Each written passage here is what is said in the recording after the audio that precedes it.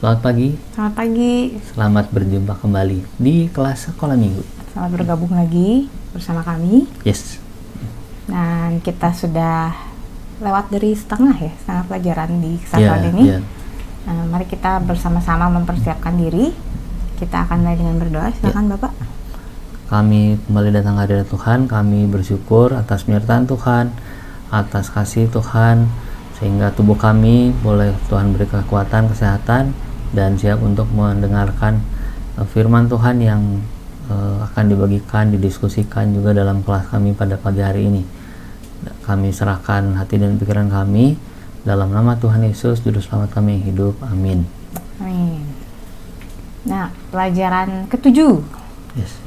Judulnya keluarga menggunakan karunia rohani. Jadi ada keluarga, ada karunia rohani. Kenapa harus disatukan dalam satu kalimat? Karena kan topiknya untuk keluarga. Oh, iya. Tapi mau menggunakan karunia-karunia rohani itu. Dasarnya dari mana ini? Kalau dari buku dasarnya dari Roma ya, surat Paulus ke jemaat Roma pasal 12 ini terkenal, ayat 1 sampai 8. Iya. Kita akan bagi jadi dua bagian kali ya, Bu. Dua bagian besar. Yang pertama ayat 1 sampai 2, mungkin Ibu bisa bacakan. Ya. Roma 12 ayat 1 sampai 2. Karena itu saudara-saudara, demi kemurahan Allah, aku menasihatkan kamu supaya kamu mempersembahkan tubuhmu sebagai persembahan yang hidup, yang kudus, dan yang berkenan kepada Allah. Itu adalah ibadahmu yang sejati. Janganlah kamu menjadi serupa dengan dunia ini, tetapi berubahlah oleh pembaharuan budimu, sehingga kamu dapat membedakan manakah kehendak Allah, apa yang baik dan yang berkenan kepada Allah, dan yang sempurna. Amin. Nah, kita memang sudah sering juga sih ya mendengar firman ini. Juga mungkin ada banyak khotbah yang disampaikan. Tapi yang mau kita bahas pagi ini, konteks dari ayat ini, penerapan ayat ini dalam keluarga dan juga tadi karunia rohani kita mau seperti apa begitu ya. Nah, mungkin saya sih baru mendapat semacam penguatan lagi gitu dari pelajaran minggu ini. Kenapa sih orang Kristen itu harus melayani gitu, atau bahkan dalam konteks pelajaran, kenapa sih sebuah keluarga harus melayani menggunakan karunia rohaninya? Ya sebenarnya menggunakan karunia rohani mau di mana lagi kalau bukan untuk Tuhan ya. Dan yang paling tepat tempatnya ya gereja lokal tempat kita bergabung, itu udah pasti gitu. Nah, ternyata dasar ayatnya yang dari buku pelajaran yang saya dapat ini dari Roma 12 Roma pasal 12 ayat yang pertama ini tadi. Utusan mempersembahkan hidup. Jadi bukan sekedar saya punya kelebihan, saya mau kembalikan buat Tuhan. Jadi kayak kesannya tuh dari suka-suka kita gitu. Karena saya mau, ya saya memberi gitu. Saya kembalikan buat Tuhan bagus, gitu. Tapi kalau dari yang saya dapat ini bukan. Kita sudah ditebus nih, kita sudah diselamatkan. Apa dong yang kita beri buat Tuhan? Jadi bukan lagi karena saya bisa, karena saya sempat, saya mau gitu ya. Tetapi ini adalah di satu sisi hak istimewa, di satu sisi memang tuntutan. Tuhan ingin kita gitu ya, memberikan dengan tulus hati, memberikan hidup tadi. Nah, itu persembahannya itu bukan hanya uang itu ya, tapi mempersembahkan tubuh tuh mempersembahkan kehidupan yang kudus dan yang berkenan kepada Allah. Itu gitu. Jadi ini buat saya sebuah kebenaran yang mungkin buat orang lain nggak baru, tapi buat saya ini jadi kamu tuh melayani tuh bukan ya, selama ini tuh bukan karena mau-maunya kamu loh gitu, tapi ini adalah mempersembahkan hidup gitu. Ada motivasi lain nih jadinya, bukan sekedar mau show off gitu, atau mau ya udah kasihan gereja nggak ada yang bantu main piano ya saya maju lah gitu, bukan kan gitu. Tapi saya ditegur gitu, ini persembahan nih gitu ya gitu. Kalau selama ini misal gitu, misal Karena di gereja kita pemain piano kan nggak hanya satu ya. Sebetulnya. Tapi kalau di dalam gerejanya hanya ada satu, lalu kayak nggak ada orang lain, sebetulnya dia sedang orang itu ditaruh di gereja itu untuk main piano, gitu. Memang ditempatkan. Tapi nanti itu bagian yang kedua sih lebih cocoknya gitu ya. Oh kenapa kita ada di sini gitu. Tapi kalau yang sekarang itu, kalau ngelihat latar dari Paulus menulis surat itu, baik mereka ada orang Kristen yang asalnya dari Yahudi atau dari Yunani. Nah, mereka sangat familiar gitu dengan konsep tubuh itu adalah sesuatu yang mengganggu gitu. Kalau di orang Yunani itu filosofinya tubuh itu seringkali mengganggu kita. Dua kali kayaknya Pak Pendeta Raymond sempat khotbah tentang orang Yunani itu punya kebiasaan kalau makan banyak kan gitu, terus nggak muat tubuhnya, nggak ketampung gitu karena udah kekenyangan gitu. Jadi ada ruangan khusus untuk muntah gitu. Makan lagi. Keluarin dulu makanannya, nanti kan kosong gitu perutnya. Nah, ke dalam ruangan bisa makan lagi gitu. Karena mereka juga punya filosofi yang lain itu, rohnya itu nggak ada setelah mati ya mati aja, nggak terus akan jadi hidup bersama Allah, nggak ada konsep itu. Yang dinikmati ya di dunia ini, makanya si tubuh itu jadi sesuatu yang sangat mengganggu kalau dia nggak bisa dikuasai. Nah, salah satu penguasaan itu dengan throw up gitu ya, ngeluarin isi perut. Nah, Paulus lalu bandingin, tubuh kamu bukan milik kamu sebetulnya, karena rohnya juga rohnya jadi hamba Tuhan. Jadi yang tadinya hamba dosa, hamba iblis jadi hamba Tuhan. Nah, tubuhnya juga bukan lagi milik kamu. Itu yang kemudian harus dipersembahkan. Jadi kalau kita emang nanti nyambungnya ke yang tadi itu ya Bu, ke perenungan itu. Kalau kita hanya pikir bahwa ini tubuh kita mau saya kasih ke Tuhan dan boleh tidak dikasih gitu, itu kan jadi pilihan gitu. Jadi pilihan. Nah, bukan gitu yang Paulus bilang. Paulus bilang bahwa kamu itu harus memberi karena itu bukan milik kamu. Nah, berubah itu juga bukan berarti berubah-ubah gitu. Asal berubah-ubah. Jadi mau gimana? Oh, tadinya saya pelayanan jadi pemain musik, besok saya pelayanan jadi poster misalnya gitu. Bukan kenapa berubah-ubah, kan saya punya banyak karunia. Bukan ke situ maksudnya. Bukan karena banyak karunia terus jadi bisa pindah-pindah. Ini bicara soal di dalam gitu ya, di dalam. Kalau ingat yang namanya bunglon, itu kan perubahannya di luar ya.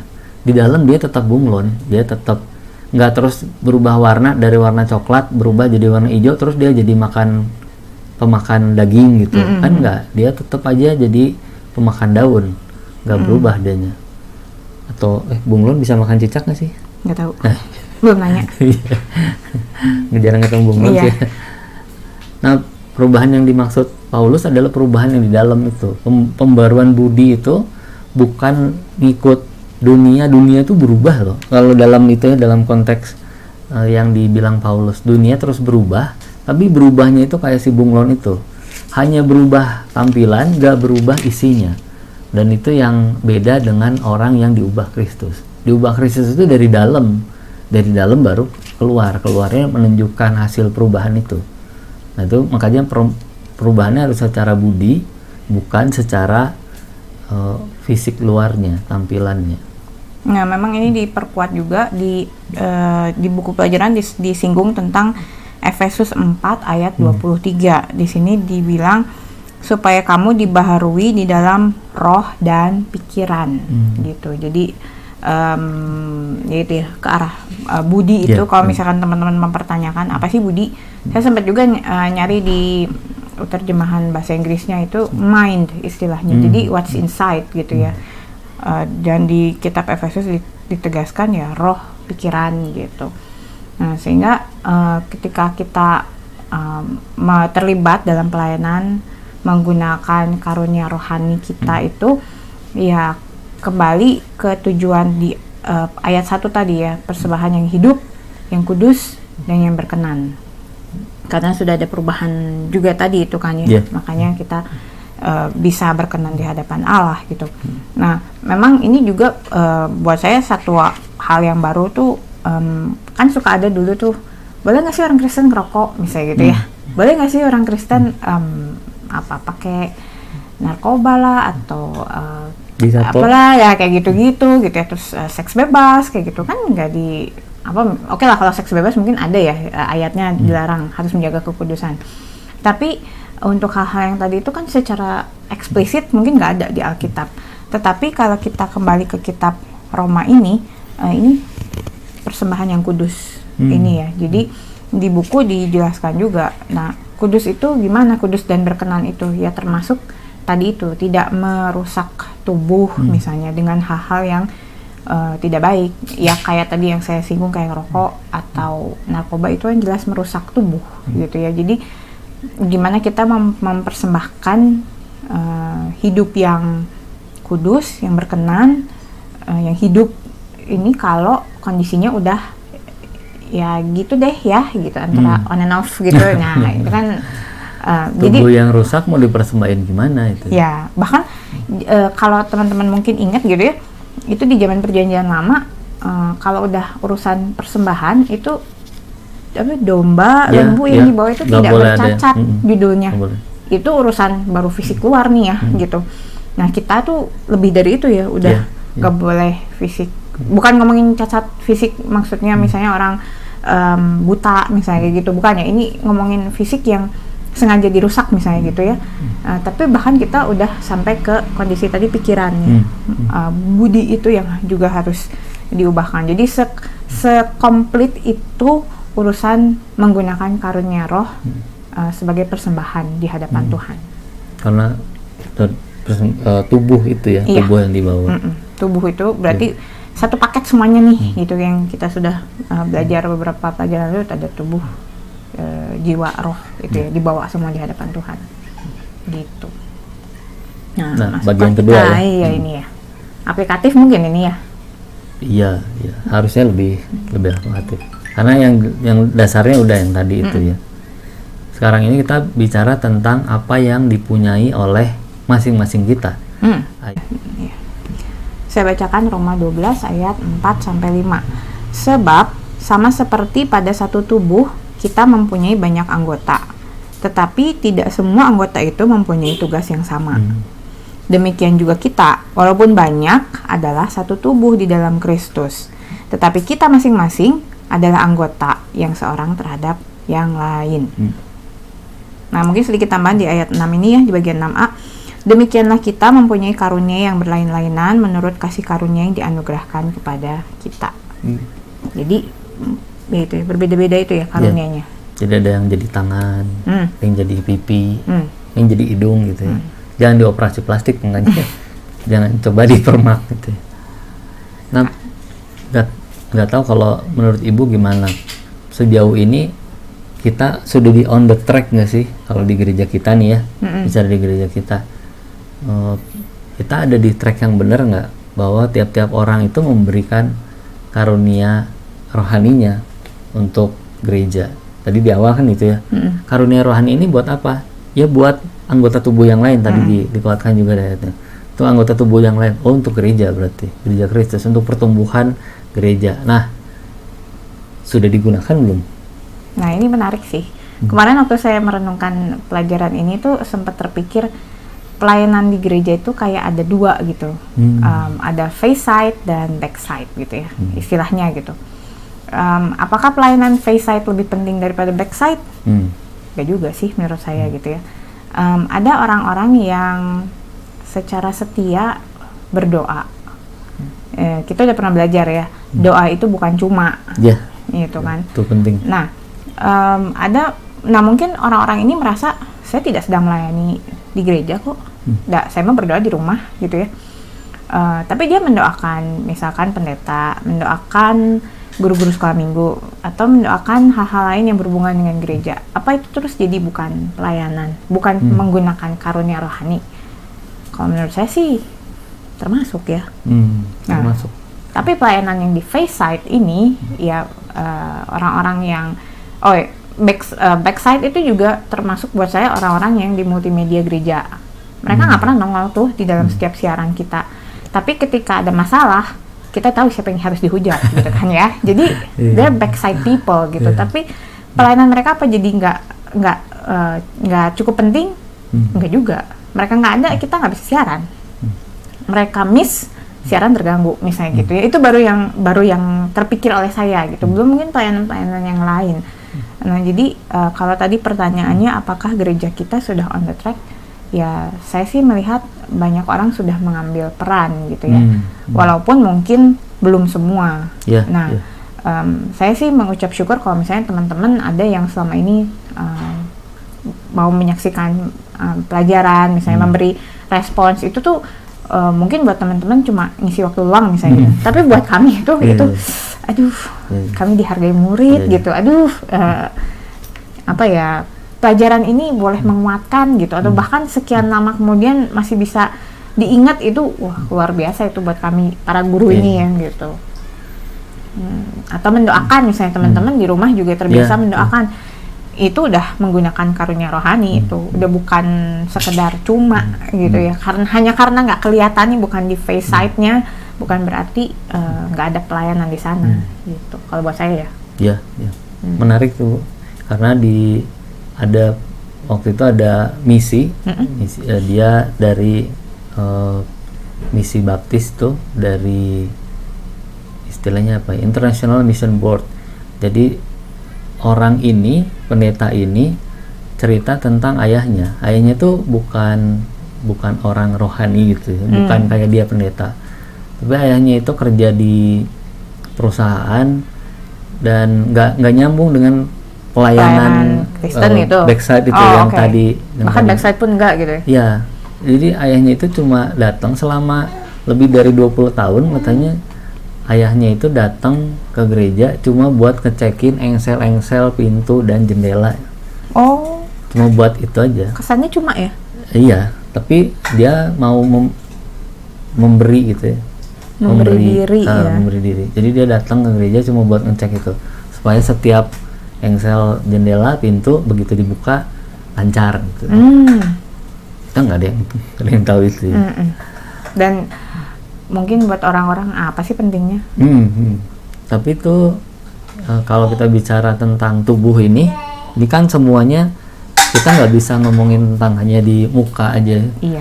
Dikasih facial foam, dibersihin, kasih semua, dikasih make up, tapi tangan kita kotor, nggak dicuci, kuku nggak digunting, wah itu kan persoalan itu. Bahkan ada yang mungkin yang kalau teman-teman, ya ini bukannya gimana ya, cuman kalau saluran pembuangan itu terhambat, apa kabar gitu ya, tubuh kita ini gitu, teracuni sudah. Jadi itu juga perlu gitu ya, posisi-posisi itu gitu. Dan semua itu dianggapnya memang kesannya kan jadi kayak, oh itu mah bukan karunia roh. Nah, tapi itu memberi diri juga, itu bagian dari kita merespons dorongan roh gitu. Kalau hari ini kita hanya bisa memberikan sekian, oh saya hanya bisa kasih uang, saya nggak bisa main musik, oke, kasih itu. Tapi jangan lupa, jangan keraskan hati juga bahwa roh akan dorong kita untuk ngelakuin hal yang lain. Kalau saya pribadi, saya kesaksian saya, yang namanya pelayanan itu nggak hanya di situ, nggak hanya jadi sekretaris terus udah gitu selesai. Tapi Tuhan panggil lagi untuk hal yang lebih bisa dilakukan lagi. Gitu. Tapi akan dimulai dari hal-hal yang kecil juga. Betul. Sama. Maksudnya kayaknya rata-rata orang Kristen bisa bersaksi seperti itu deh. Kalau ya sudah pernah masuk dalam pelayanan yang sederhana, nanti Tuhan percayakan lebih banyak lagi. Kesulitan kita memang kan setelah kita nyampe di satu pelayanan bosen gitu ya. Nah, itu dia. Bosen. Tapi jangan lupa bahwa Tuhan memakai berbagai hal untuk bisa melayani satu sama lain. Tadi poinnya itu, kita ini bagian dari tubuh Kristus gitu. Ya, ada ini Ya, maaf. penumpang Iya. penumpang baru. Tapi ya nggak gelap. Iya, nggak gelap walaupun agak coklat ya. Iya. Iya, kalau dari saya sih gimana kita bisa tahu karunia-karunia rohani, mungkin Nah, itu ya. itu juga mungkin ya. Ada tes karunia rohani. Kalau teman-teman yang belum merasa yakin karunia rohani saya apa sih gitu, bisa ikut tes karunia rohani. Kalau ada yang mau ikut di mana, nanti japri aja ya, japri. Nanti kita rekomendasi. Begitu. Dan jangan terlalu berpikir, aduh, ngetes karunia rohani ntar terlalu dipanggil nih sama mereka deh, Iya. ditodong gitu ya, ditagih gitu.